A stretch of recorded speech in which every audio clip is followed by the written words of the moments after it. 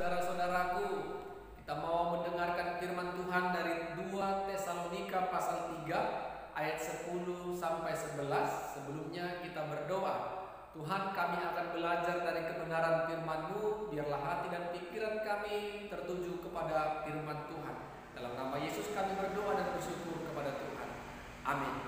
Saudara-saudara yang diberkati Tuhan, kami akan membacakan firman Tuhan dari 2 Tesalonika pasal 3 ayat 10 sampai 11. Demikianlah firman-Nya. Sebab juga waktu kami berada di antara kamu, kami memberi peringatan ini kepada kamu. Jika seorang tidak mau bekerja, janganlah ia makan.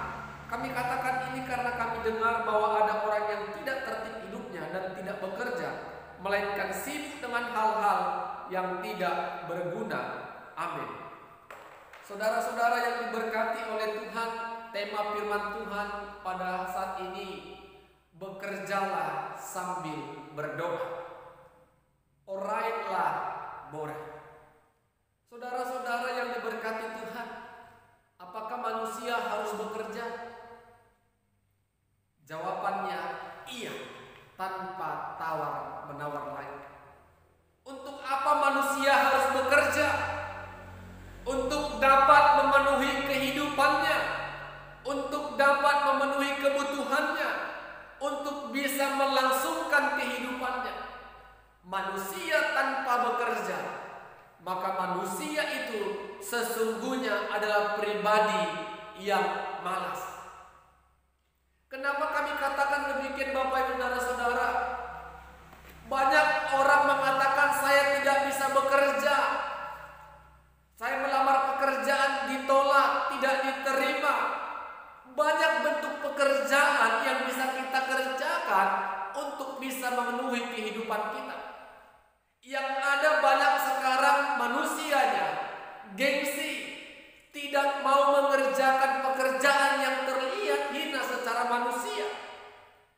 Kalaulah boleh bekerja menghasilkan gaji yang besar, kalau ada pekerjaan yang gajinya kecil, dia tinggalkan itu, lebih baik dia tidak bekerja. Inilah pribadi manusia yang tidak tahu mengucap syukur.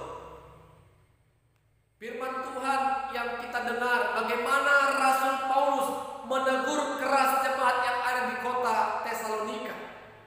Ketika Paulus katakan jika seorang tidak mau bekerja, janganlah ia makan. Benar yang dikatakan Paulus ini. Bagaimana kita bisa makan, memenuhi kebutuhan hidup kita kalau kita tidak mulai dengan yang namanya bekerja?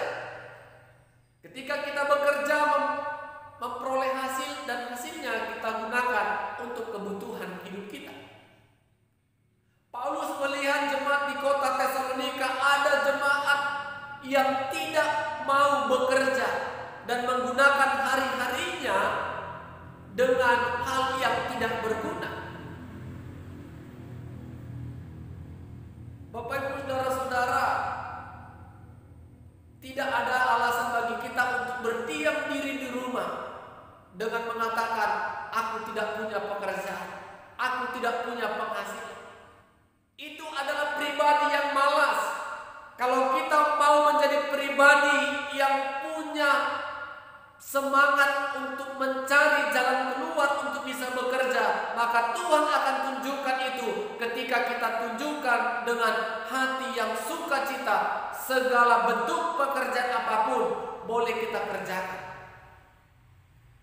Ketika kita sudah mendapatkan pekerjaan, ingatlah Bapak Ibu saudara-saudara, jangan lupa berdoa.